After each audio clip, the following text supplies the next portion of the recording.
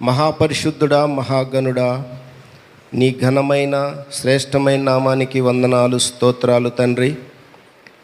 ఈ పునరుద్ధాన వేళ నీ సన్నిధానములో మేమందరము కూడా కూడుకొని నిన్ను స్తుతించటానికి, ఆరాధించటానికి మీరు చూపిన ఈ కృపను బట్టి మీకు వందనాలు, స్తోత్రాలు. ఈ సమయంలో తండ్రి వాక్యాన్ని ధ్యానించుకొనుచుండగా నాలో మీరుండి మాట్లాడండి తండ్రి. నీకు స్తోత్రాలు. ఆత్మీయ నడిపింపు దయచేయమని వింటున్న ప్రతి ఒక్కరికి కూడా ప్రభువా ఆత్మతో నింపి నడిపింపమని యేసు పరిశుద్ధ నామంలో బ్రతిమిలాడి వేడుకొనుచున్నాము తండ్రి. ఆమేన్, ఆమేన్. దేవునికి స్తోత్రం. హల్లెలూయా, హల్లెలూయా. మంచిదండి. ఈ బైబిల్ గ్రంథంలో యొక్క ప్రార్థన గురించి అనేక రకాలైనటువంటి ప్రార్థనలు ఈ బైబిల్ గ్రంథంలో ఉన్నాయి. ఉపవాస ప్రార్థన చేస్తారు, 40 రోజులు చేస్తారు, 20 రోజులు చేస్తారు, 10 రోజులు చేస్తూ ఉంటారు.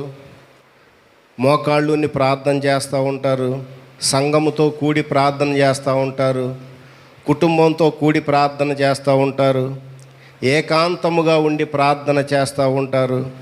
ఇలా రకరకాలుగా అనేక ప్రార్థనలు ఈ యొక్క పరిశుద్ధ గ్రంథం నుండి మనం చూసాం. ఇప్పుడు కూడా మనం ఒక ప్రార్థన గురించి తెలుసుకుందాం. ఆ ప్రార్థన ఏంటంటే హెనేనీ ప్రార్థన. ఈ హెనేనీ ప్రార్థన అనేది దాని గురించి ధ్యానం చేద్దాం. ఈ హెనేనీ ప్రార్థన అనేది మీరు ఎప్పుడు వినుండరు కదండి. విన్నారండి? ఎవరన్నా విన్నారా? హెనేనీ ప్రార్థన ఎవరన్నా విన్నారండి?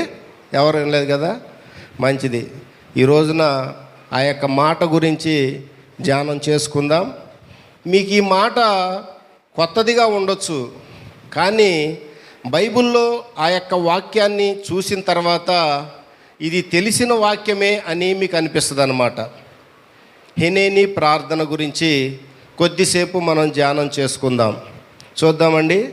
ఈ హెనేనీ ప్రార్థన అనేది దేవాది దేవునికి అత్యున్నతమైన, అతి ప్రీతికరమైన ప్రార్థనలో ఏదైనా ఉందంటే ఈ యొక్క హెనేనీ ప్రార్థన అనేది చాలా ఇష్టమైన ప్రార్థన. అది దేవునికి చేసే ప్రార్థనలో ఈ హెనేనీ ప్రార్థన అనేది చాలా ప్రీతికరమైన ప్రార్థన, చాలా ఇష్టమైన ప్రార్థన అన్నమాట. ఈ ప్రార్థన జీవితం మనలో ఉంటే యేసుక్రీస్తు ప్రభువారి యొక్క 2వ రాకడలో ఆయన మధ్యాకాశానికి వచ్చినప్పుడు ఆయన ఆ యొక్క పిలిచే ఆ యొక్క స్వరము మనం వినగలుగుతాం. ఈ హెనేనీ ప్రార్థన అనేది మన జీవితంలో గనక ఉన్నట్లయితే ఆ యొక్క 2వ రాకడలో ఎత్తబడిన గుంపులో మనం అందరం కూడా ఉంటాం. ఆయన రాకడ సమయంలో ఏదైతే ఆ యొక్క మాట పలుకుతారో ఆ స్వరము వినేవారిగా మనం అందరం కూడా ఉంటాం అన్నమాట. ఇది దేవునికి చాలా ఇష్టతరమైన ప్రార్థన ఈ హెనేనీ ప్రార్థన అనేది. చూద్దామండి ఒకసారి. ఆదికాండము 22వ అధ్యాయము 1వ వచనం చదువుకుందాం. ఆదికాండము 22వ అధ్యాయము 1వ వచనం.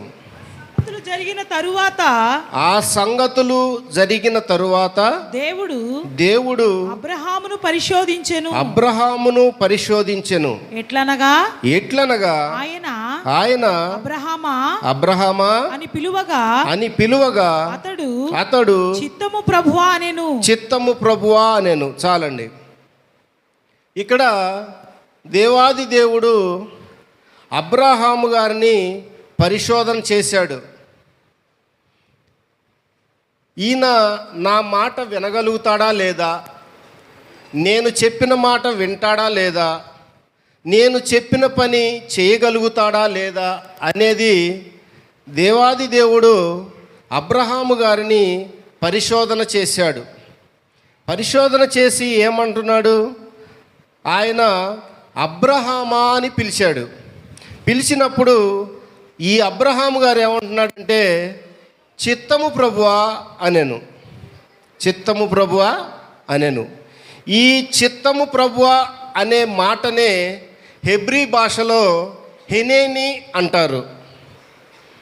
చిత్తము ప్రభువా అనే మాటని హెబ్రీ భాషలో హెనేని అంటారు. ఈ మాట ఎంతో వినయముతో కూడిన మాట. దేవుడు ఎప్పుడైతే అబ్రహాము గారిని పిలిచాడో చాలా వినయముతో పిలిచిన గంట కాదండి, పిలిచిన గంటకు కూడా మనోళ్ళు పలకరు కదండి, పిలిచిన గంటకు కూడా సమాధానం చెప్పరు, పిలిచిన గంటకు కూడా మన వైపు తిరిగి మాట్లాడరు.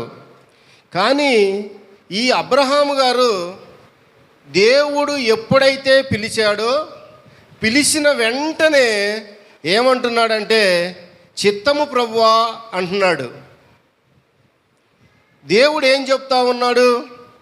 అబ్రహామా, నేను ఒక పని చెప్తాను నీకు, నువ్వు చేయగలవా, నువ్వు చేస్తావా అని చెప్పని అబ్రహాము గారిని అడుగుతూ ఉంటే, చిత్తం ప్రభువా నేనున్నాను, చెప్పండి ఏం చేయాలి మీకు, నేను ఏ పని చేయాలి మీకు అని చెప్పని వినయముతో, తగ్గించుకున్న గుణముతో, తగ్గింపుతో దేవాది దేవుణ్ణి చెప్తా ఉన్నాడు. చిత్తం ప్రభువా నేనున్నాను, చెప్పండి ఏం చేయాలో, ఏ పని చేయాలో చెప్పండి అని చెప్పని అబ్రహాము గారు దేవాది దేవుడితో మాట్లాడుతూ ఉన్నాడు. బాగా పరిశోధన చేసిన తరువాత అబ్రహాము గారిని అడుగుతా ఉన్నాడు దేవాది దేవుడు, నేను ఒక పని చెప్తాను, నువ్వు చేయగలవా అని చెప్పని. చిత్తమండి చెప్పండి నేను చేస్తా అన్నప్పుడు, నీ ఒక్క కుమారుడైనటువంటి మరి ఇస్సాకుని ఆ యొక్క మోరియా దేశమునకు అక్కడ ఉన్న ఒక పర్వతాలలో ఒక పర్వతానికి తీసుకొని వెళ్ళి బలియమ్మని చెప్పని అడుగుతూ ఉంటాడు. అబ్రహాము గారు ఏమాత్రము కూడా వెనుదీయకుండా, ఏమాత్రము కూడా ఆలోచించకుండా, ఇంట్లో చెప్పిన తర్వాత నేను చెప్తాను ప్రభువా అని చెప్పి అనకుండా, కొద్దిసేపు నేను ఆలోచించి చెప్తాను ప్రభువా అని చెప్పి అనకుండా, దేవుడు ఎప్పుడైతే అడిగాడో అప్పుడు తక్షణమే ఆ యొక్క అబ్రహాము గారు దేవుడు చెప్పిన పని చేయటానికి వెనుదీయకుండా, ఆయన పని చెప్పిన పని ఏదైతే చెప్పాడో ఆ పని చేయటానికి సిద్ధపడిపోయాడు.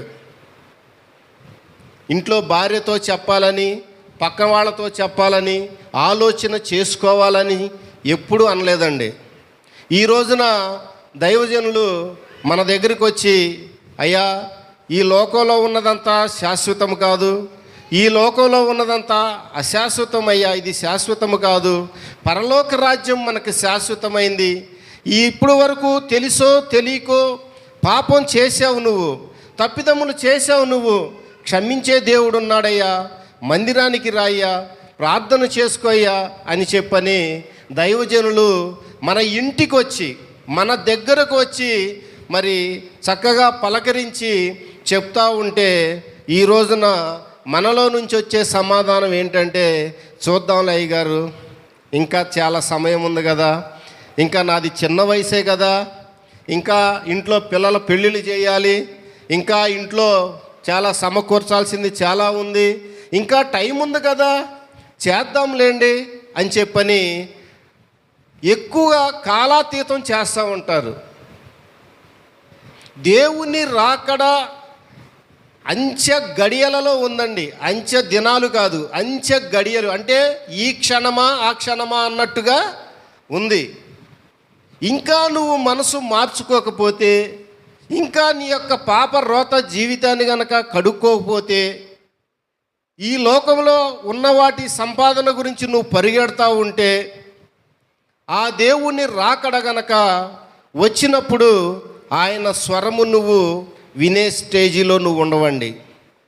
అబ్రహాము గారిని పరిశోధన చేసిన తరువాత దేవాది దేవుడు ఆయనతో మాట్లాడి, నేను చెప్పిన పని నువ్వు చేయి అని చెప్పని ఎప్పుడైతే చెప్పాడో, తెల్లవారుజామునే లేచి ఆ యొక్క ఇస్సాకు గారిని తీసుకొని మరి ఆ యొక్క మోరియా దేశంలో దేవుడు ఏ పర్వతం అయితే చెప్పాడో అక్కడికి వెళ్ళి బలి ఇవ్వటానికి కూడా వెనుకాడలేదు.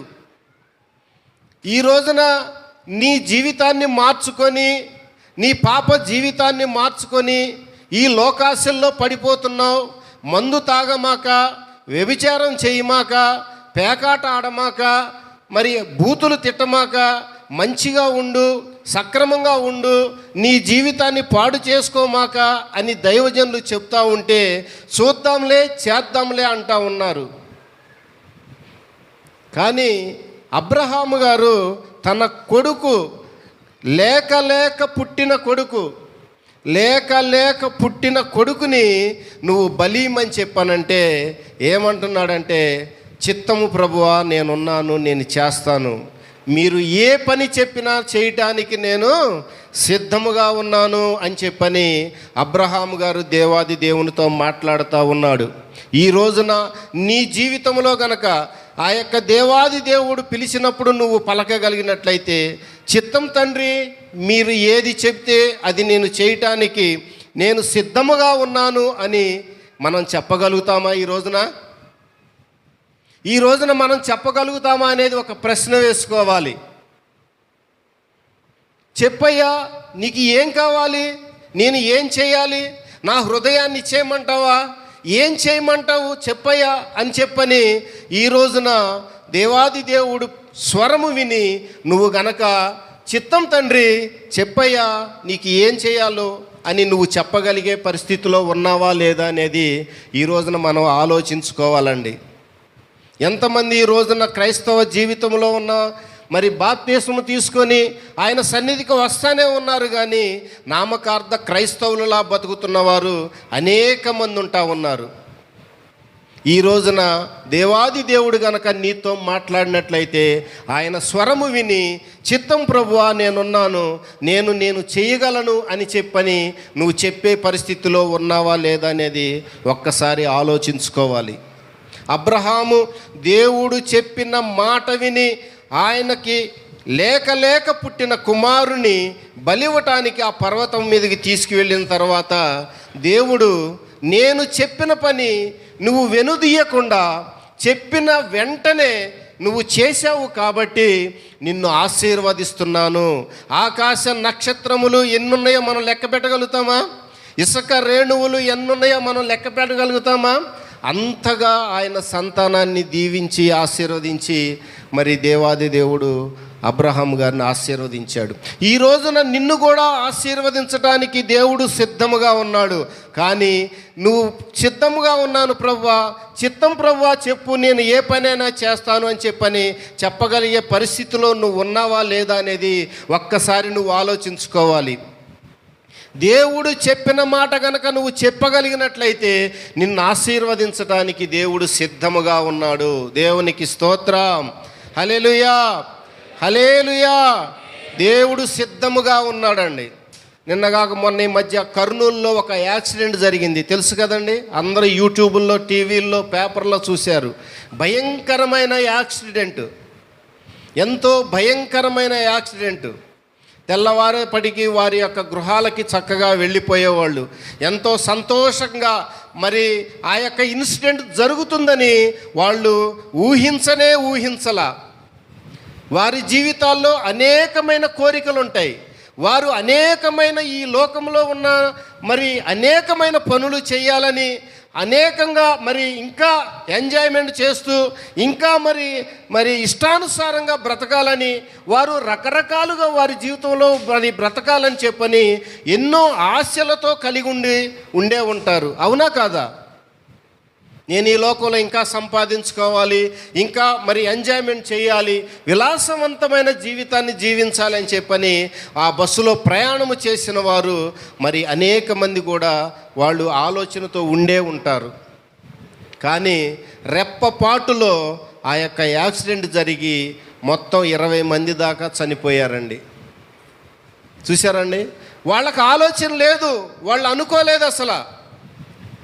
అనుకోలేదు. అందులో మరి ఆ ప్రయాణం చేసేవారిలో మరి దేవాది దేవుని యేసుక్రీస్తు ప్రభు వారిని తెలుసుకున్న వారు ఎంతమంది ఉన్నారో ఏమో నాకైతే తెలియదు. కానీ అనుకోని గడియలలో, మరి అనుకోని పరిస్థితుల్లో వారి యొక్క జీవితం అంతటితో ముగించిపోయింది. ఏ క్షణములో ఏది జరుగుతుందో కూడా తెలియని పరిస్థితుల్లో చివరి గడియలలో మనం ఉన్నాం. ఈ చివరి గడియలలో మనం ఉన్నాం కాబట్టి దేవుడు చెప్పిన మాట కనుక నువ్వు చేయటానికి సిద్ధంగా ఉంటే నిన్ను ఆశీర్వదించడానికి దేవుడు సిద్ధముగా ఉన్నాడు. వాళ్ళలో సిద్ధపాటు లేదండి. వాళ్ళు భయంకరమైన ఆ యొక్క చావుకి బలైపోయారు, పిల్లలతో సహా చనిపోయారు.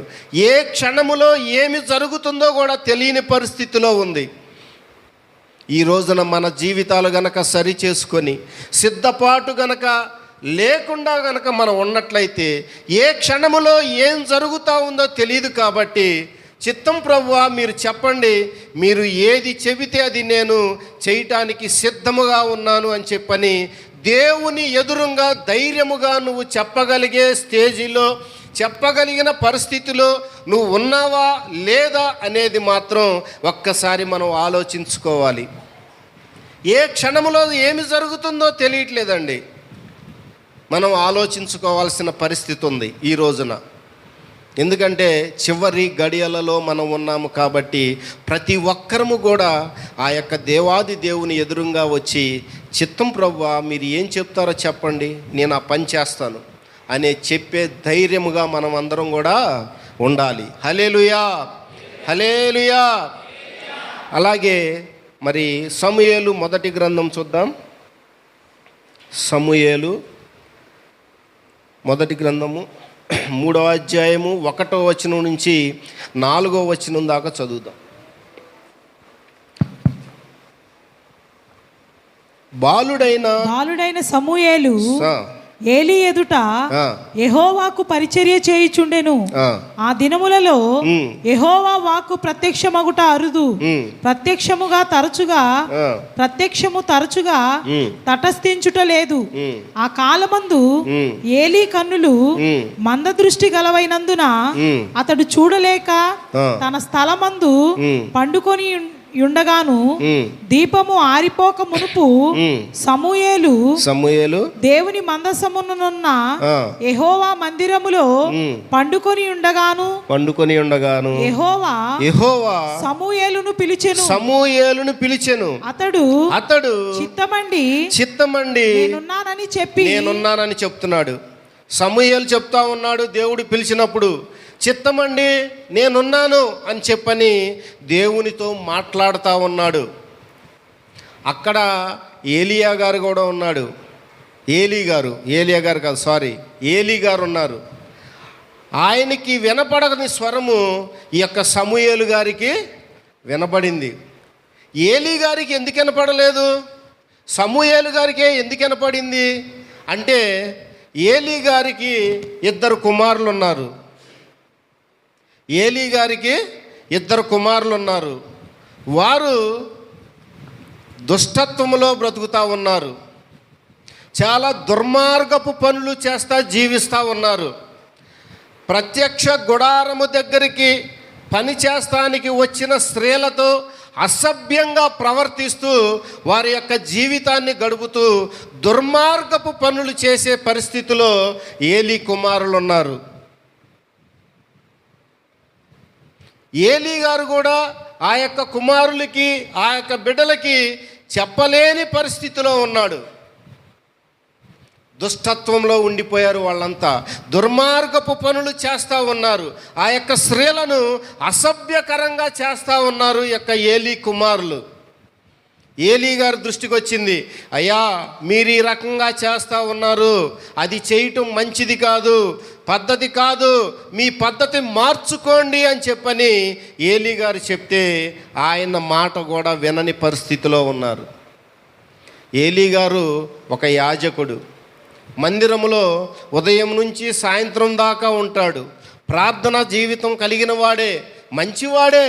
కానీ దేవాది దేవుని స్వరము వినలేకపోయాడు. ఎందుచేత వినలేకపోయాడంటే తన భ్రష్టత్వంలో బ్రతుకుతున్నటువంటి ఆ కుమారులకి ఆయన చెప్పలేని పరిస్థితిలో ఉండిపోయాడు. కాబట్టి ఆ యొక్క మాట దేవుడు ఎప్పుడైతే పిలిచాడో ఆ మాట వినలేని పరిస్థితిలో ఏలీ గారు ఉన్నాడు. ఏలీ గారు సమూయేలుని ఎప్పుడైతే పిలిచాడో సమూయేలు గారు చెప్తా ఉన్నాడు, చిత్తమండి, నేను ఇక్కడే ఉన్నాను, చెప్పండి మీకు ఏం చేయాలో అని చెప్పని ప్రభువా అని దేవాది దేవునితో మాట్లాడుతూ ఉన్నాడు. హల్లెలూయా, హల్లెలూయా. మన జీవితాలు కూడా అదే భ్రష్టత్వంలో ఉంటా ఉన్నాయేమో ఒక్కసారి ఆలోచించుకోండి. దేవుని దుఃఖపరిచే వారిగా ఇంకా ఉంటా ఉన్నామో ఆలోచించుకోండి. చాలా దుర్మార్గపు పనులు చేస్తూ ఉన్నారు ఈ యొక్క ఏలీ కుమారులు. భ్రష్టత్వంలో బ్రతుకుతూ ఉన్నారు. తండ్రి చెప్పినా కానీ వినలేని పరిస్థితిలో ఉన్నారు. తండ్రి చెప్పినా కానీ ఆ యొక్క జీవితాన్ని సరిచేసుకునే పరిస్థితిలో వాళ్ళు లేరు. దేవుడికి కోపం వచ్చేసిందండి, వాళ్ళని చంపేయాలన్నంత కోపం కూడా వచ్చేసింది. యాజకుడే ఆ మందిరంలో ఉంటాడు, పొద్దునుంచి సాయంత్రం దాకా మందిరంలోనే ఉంటాడు, ప్రార్థన అనుభవం ఉంది, ప్రార్థన జీవితం ఉంది. కానీ ఆయన యొక్క కుమారులను సరిచేసుకునే పరిస్థితిలో లేకపోయేటప్పటికీ దేవుడు ఎప్పుడైతే పిలిచాడో ఆ యొక్క పిలుపు వినలేని పరిస్థితిలో ఉన్నాడు ఏలీ గారు. ఈ రోజున మనం కూడా అలాంటి దుష్టత్వంలో ఏమైనా బ్రతుకుతున్నామేమో ఒక్కసారి సరి చూసుకోండి. ఏమైనా ఉంటే సరి చేసుకోండి. దేవుడు చక్కని సమయాన్ని మనకిచ్చాడు, చక్కని అవకాశాన్ని మనకిస్తూ ఉన్నాడు. నీ జీవితం ఇంకా మారుతుందేమో, నీ బ్రతుకు ఇంకా మారుతుందేమో, నువ్వు ఇంకా ఆ దేవాది దేవుని వైపు చూస్తావేమో అని చెప్పని మరి చూస్తూ ఉన్నాడు. కానీ ఇంకా లోకం వైపే చూస్తూ ఉన్నాడు మానవుడు. ఇంకా లోకంలోనే జీవిస్తూ ఉన్నాడు, ఈ భ్రష్టత్వంలోనే బ్రతుకుతూ ఉన్నాడు. కానీ తన జీవితాన్ని సరిచేసుకుని దేవుని స్వరము వినటానికి ఇష్టపడేవారిగా ఎవరు ఉండటం లేదండి. యేసుక్రీస్తు ప్రభువారు రెండవ రాకడలో వచ్చిన తరువాత యొక్క మధ్యాకాశానికి వచ్చిన తరువాత సంఘం ఎత్తబడేటప్పుడు ఒకటే ఒక్క మాట అంటాడు, లేచి రండి అని అంటాడు. అంతే, ఒక్కటే ఒక్క మాట, సమయం అయిపోయింది, లేచి రండి అంటాడు. క్షణం మాత్రములో ప్రపంచం మొత్తం కూడా ఆ స్వరము, ఆ మాట ఎవరైతే వినగలుగుతారో వారు మాత్రమే లేపబడతారు. వారు మాత్రమే ఆ యొక్క యేసుక్రీస్తు ప్రభువారి దగ్గరికి, ఆ యొక్క మందలోకి, ఆ యొక్క గుంపులోకి మనం కూడా ఎత్తబడేవారిగా ఉంటాం. ఆయన స్వరము మనం వినాలి. ఆయన స్వరము మనం విని నీ ప్రార్థన నీ జీవితంలో గనక, నీ తగ్గింపు జీవితం గనక తగ్గించుకొని జీవించినట్లయితే, నీ జీవితాన్ని గనక సరి చేసుకొని గనక నువ్వు జీవించగలిగినట్లయితే, భ్రష్టత్వంలో ఉన్న నీ జీవితాన్ని గనక సరి చేసుకోగలిగినట్లయితే, ఈ లోకాశల్లో ఉన్న నీ జీవితాన్ని గనక నువ్వు సరి చేసుకోగలిగినట్లయితే ఆ యొక్క స్వరము వింటావు. ఆ యొక్క యేసుక్రీస్తు ప్రభు వారి దగ్గరికి ఎత్తబడే గుంపులో మనందరం కూడా ఉంటాం. పక్కనే ఉన్న సమూయేలు గారికి వినపడింది, కానీ ఆ యొక్క దేవుని స్వరము ఏలీ గారికి వినపడలేదండి. సమూయేలు గారు దేవుని చిత్తానుసారంగా నడుస్తూ ఉన్న మనిషి. సమూయేలు గారు ఆయన చెప్పినట్లు చేసిన మనిషి. ఆయన చెప్పిన ప్రతి పని చేసే మనిషి, ఆయన బాటలో నడుచుకునే మనిషి. చిత్తమండి, ఆయన ఎప్పుడైతే పిలిచాడో పిలిచిన వెమ్మటే చిత్తమండి నేనున్నాను ఇక్కడ అని చెప్పగలిగే ధైర్యము సమూయేలులో ఉంది, కానీ యొక్క ఏలీ గారి దగ్గర లేదు. ఇలాంటి దుష్టత్వమైన జీవితంలో మనం ఇంకా ఉంటా ఉన్నామేమో ఒక్కసారి సరి చూసుకోండి. ఈ పునరుద్ధాన వేళ ఈ మధ్యకాలంలో ఒక పాట బాగా వైరల్ అయింది. ఏంటది? ఏమండి చెప్పండి గట్టిగా. ఏమైనా చేయగలవు, కథ మొత్తం కూడా మార్చేస్తాడు దేవుడు. ఎప్పుడు మారుస్తాడు? నీ జీవితం గనక సరి చేసుకున్నట్లయితే, ఆయన మాట నువ్వు వినగలిగినట్లయితే నీ కథ మొత్తం కూడా మార్చేస్తాడు. ఆయన నీ కొరకు ఏదైనా చేయగలడు. ఆయన రూపంలో మనల్ని నిర్మించుకున్న తండ్రి మన కొరకు ఏదైనా చేయగలడు. ఆల్రెడీ ఆయన ప్రాణాన్నే పెట్టాడు కదండి. ఆ సిలువలో తన రక్తాన్ని కార్చి ఆయన ప్రాణాన్నే పెట్టి తిరిగి మృత్యుంజయుడై 3వ రోజున లేచాడు. ఆ యొక్క మరణపు ముళ్ళు విరిచి మృత్యుంజయుడై లేచాడు. అంతకన్నా మనకి ఇంకెవరు చేస్తారు చెప్పండి? మన కోసం చేసేవాళ్ళు ఎవరైనా ఉన్నారా ఈ భూలోకంలో? ఎవరైనా ఉన్నారా అండి? ఏదైనా చేయగలవు అని చెప్పని పాట పాడుతున్నావు, బాగానే ఉంది. నువ్వేమైనా చేయగలవా? ఆ యొక్క దేవాది దేవుని కొరకు, ఆ యొక్క యేసుక్రీస్తు ప్రభువారి కొరకు నువ్వేమైనా చేయగలవా అనేది ఒక్క ప్రశ్న మీరు వేసుకోవాలి. ఎప్పుడూ మనం దేవుణ్ణి అడుగుతూ ఉంటాం, కానీ నువ్వే చేయి ప్రభువా అని చెప్పని అంటూ ఉంటామే తప్పితే నీ కొరకు నేను ఏదైనా చేస్తాను ప్రభువా అని చెప్పని అబ్రహాం గారులాగా ఏమైనా మనం అనగలుగుతున్నామా? సమూయేలు గారులాగా మనం ఏమైనా అనగలుగుతున్నామా? చిత్తం ప్రభువా నేనున్నాను, నీ కొరకు ఏం చేయాలి చెప్పండి, నేను ఆ పని చేస్తాను అని చెప్పని మనం అనగలిగే పరిస్థితిలో ఉన్నామా? మనం గనక ఆ మాట ధైర్యముగా అనగలిగినట్లయితే ఆయన మన జీవితాలలో ఏదైనా చేయగలడు. హల్లెలూయా, హల్లెలూయా. ఈ మధ్య కాలంలో జెమీమా రోడ్రిగ్స్ క్రికెట్ చూశారండి? మొన్న ఈ మధ్య చూడలేదా? జెమీమా రోడ్రిగ్స్, బొంబాయి పాప ఆ అమ్మాయి జెమీమా రోడ్రిగ్స్, 25 సంవత్సరాల వయసు గల ఆ అమ్మాయి ఫస్ట్ నానా రకాలుగా ఇబ్బంది పెట్టారు. ఆయన తండ్రిని ఇబ్బంది పెట్టారు, ఈ అమ్మాయిని కూడా ఆ యొక్క క్రికెట్లో నుంచి తీసి పక్కన పెట్టేశారు. నువ్వు సరిగా ఆడతలేదని, లేకపోతే ఫిట్నెస్ సరిగా లేదని, ఇంకా రకరకాలుగా ఏదైనా సరే అనేక రకాలుగా ఇబ్బంది పెట్టారు. తర్వాత ఆ అమ్మాయిని సెమీఫైనల్కి సెలెక్ట్ చేశారు. ఆ టీంలో మరి ఆ అమ్మాయిని కూడా ఆడటానికి మరి ఆ యొక్క క్రికెట్ బోర్డు వారు పర్మిషన్ ఇచ్చారు. ఇచ్చిన తర్వాత ఆ అమ్మాయి ఏం చేసిందంటే 127 రన్స్ కొట్టింది కదండి. 127 రన్సేనా? 138 బంతుల్లో 127 రన్స్ కొట్టి ఆ యొక్క ఇండియా ఫైనల్కి వెళ్తానికి ఈ అమ్మాయే కారకురాలుగా నిలబడింది. ఆ అమ్మాయి కనుక సెంచరీ చేయకపోతే, ఆ అమ్మాయి కనుక నిలబడి ఆ యొక్క క్రీజులో నిలబడి ఆడలేకపోతే ఆ యొక్క ఫైనల్కి వెళ్ళి ఉండేదంటారా? వెళ్ళుండదు. ఫైనల్కి వెళ్ళింది, మ్యాచ్ గెలిచారు, ఫైనల్కి వెళ్ళింది. ఆ యొక్క ఆ బోర్డు ప్రెసిడెంట్ చైర్మన్ గారు వచ్చి మైక్ ఇచ్చి ఇంటర్వ్యూ చేస్తూ ఉన్నాడు. ఆ ఇంటర్వ్యూలో ఏం చెప్పిందంటే, నా తండ్రి వల్ల నేను ఈ మ్యాచ్ గెలిచానని, నా తల్లి సపోర్ట్తో నేను ఈ మ్యాచ్ గెలిచానని, నా కోచ్ నాకు సపోర్ట్ చేస్తే నేను ఈ మ్యాచ్ గెలిచానని, నేను ఆడగలిగానని, ఇంతటిదాకా నేను రావడానికి కారణం వీరందరి వల్లనే నేను వచ్చానని చెప్పానందా? అనలా. ఏమంది? ఫస్ట్ మాట యేసుక్రీస్తు ప్రభువారిని తలుసుకొని ఆయనకి థ్యాంక్స్ చెప్పుకుంది. ఆయన వల్లే నేను ఆడగలిగాను. ఆ యొక్క టెన్షన్తో ఉంది ఆ అమ్మాయి, ఎంతో టెన్షన్తో ఉంది. కోట్ల మంది జనాలు చూస్తూ ఉన్నారు. ఆ యొక్క స్టేడియంలో ఆ యొక్క అరుపులు కేకల మధ్య ఎంతో టెన్షన్ పడుతూ ఉంది. స్కోర్ చూస్తే భారీ ఎత్తున స్కోర్ ఉంది. అంత గమ్యాన్ని చేరగలుగుతామా లేదా, ఆ స్కోరు మనం చేయగలుగుతామా లేదా అనే టెన్షన్లో కూడా ఉంది.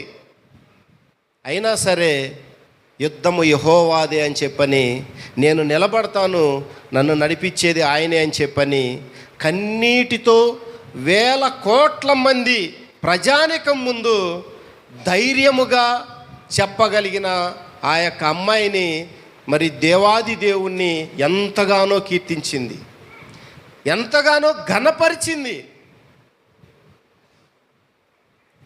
7 సార్లు ప్రపంచ కప్పు గెలిచిన యొక్క ఆస్ట్రేలియా టీము మీద గెలవాలంటే మరి అంతకుముందు మ్యాచ్ జరగక ముందు కూడా విశ్లేషకులు ఇండియా గెలుసుద్ది, ఇండియా కప్పు ఫైనల్కి వెళ్తుంది, కప్పు గెలుచుద్ది అని కూడా చెప్పలేని పరిస్థితిలో ఉన్నారు. ఎందుకంటే ఆ యొక్క టీం అది అంత బలవంతమైన టీం. ఎవరికి ఆశలు లేవండి.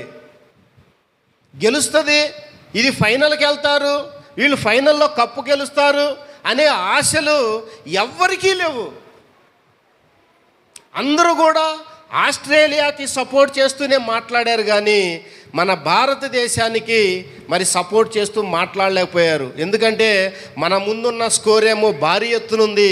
ఇంత స్కోరు వీళ్ళు చేయగలుగుతారా అనే ప్రశ్నతో వీళ్ళుంటే ఈ అమ్మాయి ఏం చేస్తుంది, దేవుని మీద ఆధారపడి ఆ యొక్క గ్రౌండ్లో నిలబడి మరి చక్కగా ఆడగలిగింది. దేవునికి స్తోత్రం, హల్లెలూయా. ఏదైనా చేయగలడు అంటే ఇదొక నిదర్శనం అండి. చూసారా, ఓడిపోద్ది మ్యాచ్, వీళ్ళు ఫైనల్కి వెళ్ళలేరు అని చెప్పని అనుకున్న సమయంలో దేవుడు ఆ అమ్మాయి పక్షాన ఉండి మరి నిలబెట్టి ఎంతో అద్భుతంగా మరి ఆ యొక్క మ్యాచ్ గెలవటానికి దేవుడు కృప చూపించాడు.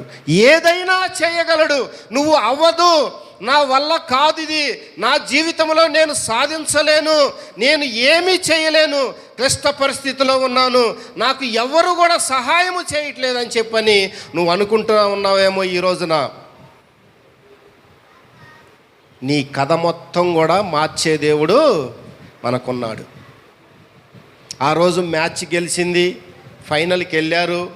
తర్వాత ఆదివారం రోజు ఫైనల్ మ్యాచ్ జరుగుతూ ఉంది. ఆ మ్యాచ్లో ఆ అమ్మాయిని చాలా ట్రోల్ చేశారండి. అంతకుముందు ఎప్పుడైతే ఈ యొక్క యేసుక్రీస్తు ప్రభువారికి థ్యాంక్స్ చెప్తూ యేసుక్రీస్తు ప్రభువారిని ఘనపరుస్తూ ఆ యొక్క కన్నీటి సాక్ష్యం చెప్పిందో, ఈ యొక్క మతోన్మాదులు ఉంటారు కదండి, మతోన్మాదులు ఉంటారు కదా, వాళ్ళందరూ కూడా ఆ అమ్మాయి మీద చాలా భయంకరంగా పెట్టారు పోస్టులు, చాలా ట్రోల్ చేశారండి. అయినా సరే దేనికి కూడా భయపడలేదు. ఫైనల్కి వెళ్ళారు. ఆదివారం మ్యాచ్ జరుగుతూ ఉంది. ఆ మ్యాచ్లో ఆ అమ్మాయి ఏం చేసింది, 27 రన్స్కే అవుట్ అయిపోయింది. అందరూ ఆ అమ్మాయి మీదే ఆశలు పెట్టుకొని చూశారు. చూస్తే 27 రన్స్కే అవుట్ అయిపోయింది. ఈ మతోన్మాదులు ఏమన్నారో తెలుసా, ఇవాళ ఆదివారం కదా, ఆ యేసుక్రీస్తు ప్రభువారు నిద్రపోయి ఉంటాడు, అందుకే ఈ అమ్మాయి రన్స్ చేయలేకపోయిందని చెప్పని మరుసటి రోజు మళ్ళీ ట్రోల్ చేశారండి. యేసుక్రీస్తు ప్రభువారంట నిద్రపోయాడంట, అందువలన ఈ అమ్మాయి రన్స్ కొట్టలేకపోయిందంట. కునుకడు నిద్రపోడు అని చెప్పని మనకు వాక్య భాగం మనకు తెలియచేస్తూ ఉంది. నిన్ను కాపాడేవాడు కునుకడు నిద్రపోడు అని చెప్పని మనకి వాక్య భాగం తెలియచేస్తూ ఉంది. అన్యులు వాళ్ళ ఇష్టానుసారంగా మాట్లాడతారు, వాళ్ళకి ఏం తెలుసండి. ఆ రోజున దేవుడు ఆ యొక్క జమీమా పక్షంగా ఉండి నిలబడగలమట్లే కదా ఫైనల్కి వచ్చింది. ఆ అమ్మాయి అంత స్కోర్ చేసి అంతసేపు నిలబడి వికెట్లు పడుకోకుండా సపోర్ట్ చేస్తూ చక్కని ఆట తీరు ప్రదర్శన చేసి ఆ యొక్క విజయానికి లక్ష్యం చేరుకున్నది కాబట్టి ఆ యొక్క ఫైనల్కి వచ్చిందని చెప్పని ఒక్కరైనా కానీ ఆ మతోన్మాదులు ఎవరైనా ఆ అమ్మాయిని మరి విష్ చేశారండి? ఎవరో చేయలేదు. చక్కగా అందరూ కలిసికట్టుగా ఆడారు, చక్కని విజయం సాధించారు. ప్రపంచ కప్పు, వరల్డ్ కప్పుని మొట్టమొదటిసారిగా మరి ఆ లేడీస్ క్రికెట్ మ్యాచ్ యొక్క ఫస్ట్ టైము మ్యాచ్ గెలవడం జరిగింది. చూసారా, ప్రపంచ మేధావులు కూడా ఆడలేరు, వీళ్ళు గెలవలేరు అనే పరిస్థితికి వచ్చి డిబేట్లు పెట్టి మరి రకరకాలుగా మాట్లాడిన వారందరూ కూడా వాళ్ళు నోళ్ళు మూయించినట్లుగా చేశాడు యేసుక్రీస్తు ప్రభువారిని. మరి ఆ తండ్రిని కన్నీటితో కోట్ల మంది ప్రజల మధ్య కన్నీటి సాక్ష్యం చెప్పగలిగింది. అదేంటండి, ఆస్ట్రేలియా వాళ్ళు కూడా మరి క్రిస్టియన్సే కదా, ఆస్ట్రేలియా వాళ్ళు కూడా మరి ఆ యేసు ప్రభునే కొలుస్తూ ఉంటారు కదా, మరి వాళ్ళకి ఎందుకని గెలిపివ్వలేదు, వాళ్ళకి ఎందుకని అన్యాయం చేశాడు, ఈ అమ్మాయికి మాత్రమే ఎందుకు చేశాడు?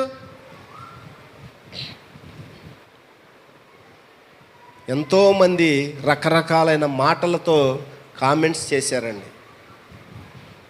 ఆ అమ్మాయి ద్వారా మాత్రమే ఆ సమయంలో దేవుని నామము ఘనపరచబడుతుంది. కాబట్టి ఆ అమ్మాయిని నిలబెట్టి యుద్ధము యెహోవాదే అని చెప్పని విజయం కల్పించాడు. చూసారా? సౌలు గారు ఎంతో యుద్ధ నైపుణ్యం కలిగిన వాడు. అలాంటోడు కూడా మరి ఆ గొలియాతు వచ్చి సవాలు చేస్తూ ఉంటే వచ్చాడండి ముందుకి? ఏమండి, వచ్చాడా ముందుకి? రాలా.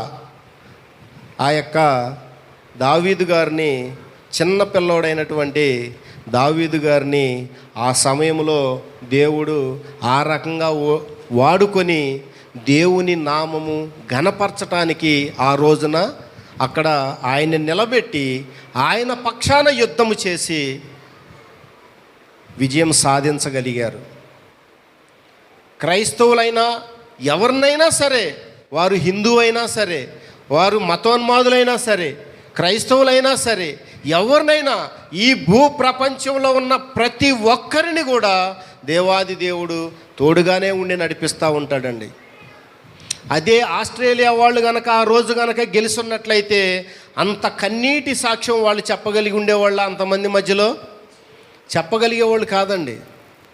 ఈ అమ్మాయి ఆ రోజున ఈ అమ్మాయి ద్వారా, ఈ యొక్క జెమీమా రోడ్రిక్స్ ద్వారా ఆయన నామము ఘనపరచబడాలంటే దేవుడు ఆ అమ్మాయి పక్షాన ఉండి చేయగలిగాడు.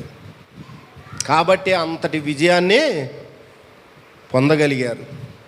ఏదైనా చేయగలడు, నీ కథ మొత్తం కూడా మార్చగలడు. చక్కని పాట మరి రాశారు దైవజనులు. చూశారండి?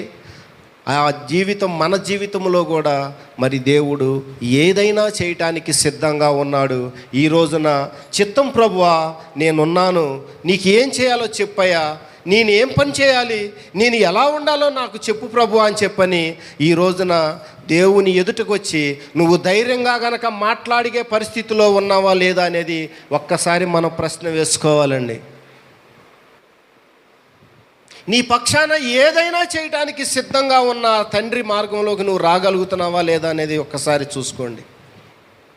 తెలుసో తెలియకో ఇంకా పాపంలో ఉన్నావేమో, తెలుసో తెలియక ఇంకా తప్పులు చేస్తూ ఉన్నావేమో.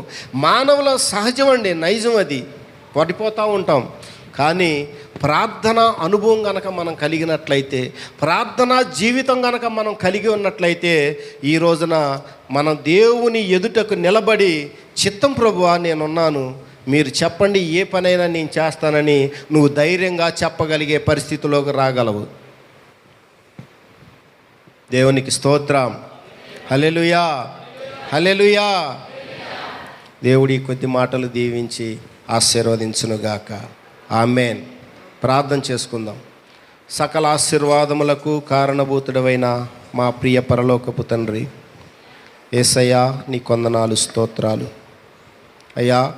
మీ ముందుకు వచ్చి ప్రభువా, చిత్తం తండ్రి నేనున్నాను, చెప్పయ్యా, నేను ఏం పని చేయాలో నాకు చెప్పు, నాకు తెలియజేయి ప్రభువా అని మేము ధైర్యముగా మీ ముందుకు వచ్చి చెప్పగలిగే కృపను మాకు దయచేయండి. అబ్రహాము గారు చెప్పాడు ప్రభువా, ఎంతగానో ఆశీర్వదించారు. ఒక్క కుమారుని కూడా మరి బలివ్వటానికి వెనుదీయకుండా మీరు చెప్పిన విధంగా చేశాడు. మీ యొక్క ఆశీర్వాదం పొందుకున్నాడు. సమూయేలు కూడా మరి నీ చిత్తానుసారంగా నడుచుకున్న ఆ యొక్క బిడ్డ కాబట్టి అయ్యా, చిత్తమయ్యా మేమున్నామని చెప్పగలిగే పరిస్థితిలో ఉన్నాడు. అయ్యా, ఇంకా మాలో ఉన్న దుష్టత్వము, మాలో ఉన్న పాపము ఏదైనా ఉంటే దయతో క్షమించి ప్రభువా, అయ్యా నీకెదురుగా మేము నిలబడి ధైర్యముగా చిత్తం ప్రభువా చెప్పయ్యా, నేనున్నాను, నేను చేయగలుగుతాను, నేను ఏం చేయాలో చెప్పు ప్రభువా అనే మాట మాకు దయచేయమని, ఆ యొక్క కృపను మాకు దయచేయమని ప్రాధేయపడి అడుగుతున్నాను. అయ్యా, విన్న ప్రతి మాట ప్రతి ఒక్కరి హృదయంలో ఫలించులాగున మీరే కృప చూపించండి. ఇంకా లోకాశల్లో ఉన్న ప్రతి ఒక్కరు ఎవరైనా సరే వారి యొక్క జీవితాలను సరి చేసుకొని నీ సన్నిధికి రాగలగున మీరే కృప చూపించి నడిపించమని తండ్రి ప్రాధేయపడి అడుగుతూ సమస్తము నీ చిత్తానికే అప్పగిస్తూ యేసు పరిశుద్ధ నామంలో బ్రతిమలాడి వేడుకొనుచున్నాము తండ్రి. ఆమేన్, ఆమేన్, ఆమేన్. ప్రార్థన చేసుకుందాం. స్తోత్రం, స్తోత్రం, స్తోత్రం, స్తోత్రం, స్తోత్రం, స్తోత్రం. మహాపరిశుద్ధుడా, మహోన్నతుడా, జీవము కలిగిన దేవా, జీవాధిపతి, నీ ఘనమైన నామమునకు లెక్కలేని స్తుతులు స్తోత్రాలు చెల్లించుకుంటున్నాం ప్రభా. ఈ నవంబర్ మాసంలో నాయన ప్రభా తండ్రి, నాయన ఈ 2వ పునరుద్ధాన దినాన్ని మాకు ఇచ్చి మమ్మల్ని సజీవుల లెక్కలో ఉంచిన విధము కొరకు నీకు స్తోత్రాలు ప్రభా. నిజమే తండ్రి నాయన, పాతాళములో ఉన్న వారి ద్వారా నీకు కృతజ్ఞతాస్తుతులు కలగవు కానీ నాయన ప్రభా, సజీవులుగా ఉన్న మేము నీ నామాన్ని స్తుతించాలి, నీ నామాన్ని మహిమపరచాలి తండ్రి నాయన. ఈ రీతిగా ఈ పునరుద్ధాన ఆరాధనలో ప్రారంభ ప్రార్థన మొదలుకొని ముగింపు వరకు మీరుండి జరిగిస్తున్న విధము కొరకు నీకు స్తోత్రాలు. నీ దైవజనుల్ని నాయన నిలబెట్టుకొని మాకు కావలసిన ఆధ్యాత్మికమైన ఆహారాన్ని మీరు అనుగ్రహించిన విధము కొరకు నీకు స్తోత్రాలు. విత్తబడిన వాక్యము నాయన మంచి నేలను పడిన విత్తనముల వలె ఆయా నూరంతలుగా ఫలభరితము చేస్తున్న విధము కొరకు నీకు స్తోత్రాలు. విన్న వాక్యాన్ని నాయన ప్రభా ఆయా రాతి నేలను పడిన విత్తనముల వలె మా జీవితంలో నాయన ప్రభా ఆయా తండ్రి నాయన పక్షులు వచ్చి తినివేయకుండా నాయన హృదయం అనే పలక మీద మేము ఆ వాక్యాన్ని రాసుకుని అనునిత్యము దాన్ని నెమరవేసే అనుభవంలోనికి మమ్మల్ని నడిపించమని ప్రార్థన చేస్తున్నాం ప్రభా. నీకు స్తోత్రాలు అయా తండ్రి నాయన. నిజమే తండ్రి నాయన ప్రభా, అయా అబ్రహాముని నాయన ప్రభా సంగతులన్నీ అయిన తరువాత పరిశోధించ మొదలుపెట్టావు తండ్రి నాయన ప్రభా. అబ్రహాం అన్ని విషయముల్లో నాయన ప్రభా చిత్తము ప్రభా నేనున్నానన్నాడు. బాలుడైన సమూయేలు నాయన ప్రభా అయా నీ మాటకు లోబడి ఉన్నాడు ప్రభా తండ్రి నాయన. ఆ రీతిగా మేము కూడా దైవజనుని మాటకు నాయన అలాగే నీ మాటకు నాయన ప్రభా లోబడే బిడలముగా మమ్మల్ని సిద్ధపరచమని ప్రార్థన చేస్తున్నాం తండ్రి నాయన. మా జీవితాల్లో నాయన నీవు ఏదైనా చేయగల సమర్థుడవు, శక్తిమంతుడవు తండ్రి నాయన. కానీ మేమే నాయన ప్రభా నీకు ఏమి చేయలేని పరిస్థితుల్లో ఉన్నాము. మాకు నాయన ప్రభా మంచి నోరిచ్చావు, పాడలేని పరిస్థితుల్లో ఉంటున్నాము అయా. మాకు మంచి చక్కని నాయన చేతులు ఇచ్చావు నాయన, స్తుతించలేని స్థితిలో ఉంటున్నాము ప్రభా అయా తండ్రి. మంచి కళ్ళు ఇచ్చావు తండ్రి నాయన, నీ వాక్యము చదివి అనేకులకు వెల్లడిపరచలేని పరిస్థితిలో మేము ఉంటున్నాము ప్రభా. దయతో మమ్మల్ని మన్నించండి తండ్రి నాయన. నీకు స్తోత్రాలు ప్రభా. నీ కొరకు నాయన ప్రభా, నీ సువార్త కొరకు నాయన ప్రభా మేము ఏదైనా చేయడానికి ప్రభా వెనుకాడకుండా ఉండే బిడలముగా మమ్మల్ని అందరినీ సిద్ధపరచమని ప్రార్థన చేస్తున్నాం అయా. నీ కొందనాలు అయా. వాక్యం ఇచ్చిన దైవజనుని నాయన అలాగే నాయన ఆదాం పాస్టర్ గారిని నీ చేతులకు అప్పగిస్తున్నాం ప్రభా. సేవకుల్ని దీవించండి, ఆశీర్వదించండి ప్రభా అయా. నీ రెక్కలు చాపి మంచి ఆరోగ్యమును ప్రసాదించండి. అనేక మంది నశించిపోతున్న ఆత్మలతో మీరు మాట్లాడమని ప్రార్థన చేస్తున్నాం. సేవకులు ఎక్కడికి వెళ్ళి నాయన నీ సువార్త ప్రకటించినప్పటికీ వారితో నీ ఉండి బహుబలముగా నీవు వాడుకొందువు గాక అని ప్రార్థన చేస్తున్నాం అయా. సేవకులకి నీవు ఇస్తున్న ఆరోగ్యమును బట్టి నీకు వందనాలు, ఆయుష్ను బట్టి నీకు వందనాలు ప్రభా. అనేక మనుషులను పట్టే జాలర్లుగా మీరు చేస్తున్న విధము కొరకు నీకు స్తోత్రాలు చెల్లించుకుంటున్నాం ప్రభా. ఎంతగానో ప్రయాసపడతారు నాయన ప్రభా అయా. వారి కడుపులు కట్టుకొని మా కొరకు ఎంతగానో ప్రార్థిస్తారు నాయన ప్రభా తండ్రి అయా తండ్రి నాయన. వారికి మంచి క్షేమాన్ని మీరు దయచేసి ప్రభా తండ్రి నాయన. బహుబలముగా ఎక్కడికి వెళ్ళినా, ఏ ప్రాంతముకు వెళ్ళినా, ఏ గృహముకు వెళ్ళినా బహుబలముగా మీరు వాడుకొని నీ నామమునికి మహిమ తెచ్చుకోమని ప్రార్థన చేస్తున్నాం. విత్తబడిన వాక్యము రీతిగా మేమందరము జీవించే కృపను మా అందరికి అనుగ్రహించమని యేసు పరిశుద్ధ నామమున అడిగి పొందుకొని ఉన్నాము తండ్రి. ఆమేన్, ఆమేన్, ఆమేన్. హల్లెలూయా, హల్లెలూయా. పక్కన అలా అడగండి, ఏమన్నావు? చూడాలి. దేవుడు వద్దన్నది చేయక చేయమన్నది చేస్తే, చెయ్యమన్న దాని ద్వారా ఆలకిస్తే మనకు ఆయన మాట అర్థమవుతుంది. అర్థమైతే దాని ప్రకారం చేస్తే తగిన ప్రతిఫలాన్ని చూస్తాం. ఆయన మాటకి ఎదురు చెప్పటం అంటే చెప్పింది చేయకుండటమే ఎదురు చెప్పటం, కాదన్న పని చేయటమే అదే ఎదురు చెప్పటం. అలాంటి పరిస్థితిలో లోతు బాధపడ్డ పరిస్థితిని మనం చూసాం. అందుకని అలాంటి పరిస్థితి రాకూడదు. కష్టాల పాలు, నష్టాల పాలు కాకుండా ఉండటం కోసం ఏం చెబుతుంది? శ్రద్ధగా దేవుని మాట విందాం, అర్థం చేసుకుని ఆ ప్రకారం అడుగేస్తే ఆయన చెప్పిన టైం ప్రకారం చేయాలి. ఆయన చెప్పాడు కదా అని ఎప్పుడు పడితే అప్పుడు కూడా ఉండదు. మరి ఎట్లా సమయం కూడా ఉంటుంది. ఎప్పుడు వెళ్ళమంటావు ప్రభువా? యుద్ధానికి వెళ్ళమంటావా? ఎల్లు. ఎప్పుడు చెట్టు చాటున కాల్చుకొని కూర్చో, ఆకు కదులుతుంది, అదే నా నిర్ణయ కాలం అని అప్పుడు అడుగు ముందుకు వేయమన్నాడు. సరేనని చెట్టు చాటున అలాగే వేచి చూస్తూ ఉన్నాడు. ఎప్పుడైతే ఆకులు కదలటం చూశాడో ఇదే రైట్ టైం, సరైన సమయం అని ముందుకు సాగిపోయాడు. యుద్ధానికి వెళితే దావీదు విజయాన్నే పొందాడు. ఆమేన్. అందుకని దేవుని మాట శ్రద్ధగా వినాల. వెళ్ళమంటావా వద్దంటావా? ఇల్లు అయితే ఎప్పుడు వెళ్ళమంటావు? సమయం తెలుసుకోవాలా. అది ఎక్కడికి వెళ్ళమన్నది అన్ని వివరంగా వినాల. శ్రద్ధగా విని అర్థం చేసుకొని ఆయన మాట చొప్పున మనం అడుగు ముందుకెత్తే అపజయం ఉండదు. ఆమేన్. మార్గం అంతట్లో విజయమే కలుగుతుంది. ఎందుకంటే ముందుగా దూతను పంపిస్తాడు దేవుడు. సింహాలైతే నోర్లు మోపిస్తాడు. హల్లెలూయా. దారిలో మెట్టలుంటే సదరం చేస్తాడు. హల్లెలూయా. కొరతలుంటే పూడ్చి సమతల భూభాగంగా దారి సరళం చేస్తాడు. ఇప్పుడు ఆయన మాట శ్రద్ధగా విని ఆ ప్రకారం చేస్తే అప్పుడు సమస్తము ఆయన సాధ్యం చేస్తాడు, చప్పలు పరుస్తాడు. హల్లెలూయా. చూద్దాం. దయాళుడైన దేవా, కూడి వచ్చిన పిల్లలందరిని బట్టి స్తోత్రాలు. విత్తబడిన వర్తమానం కొరకై నీకు వందనాలు.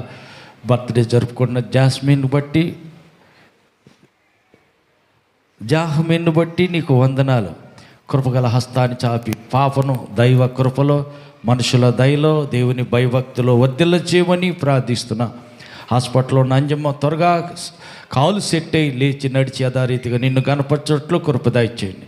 కూడి వచ్చిన బిడ్డలో బలహీనలు ఎవరైనా ఉంటే ప్రతి బలహీనత యేసునామములో వారి వంటిని వదిలిపెట్టమని ఆజ్ఞాపిస్తున్నాను.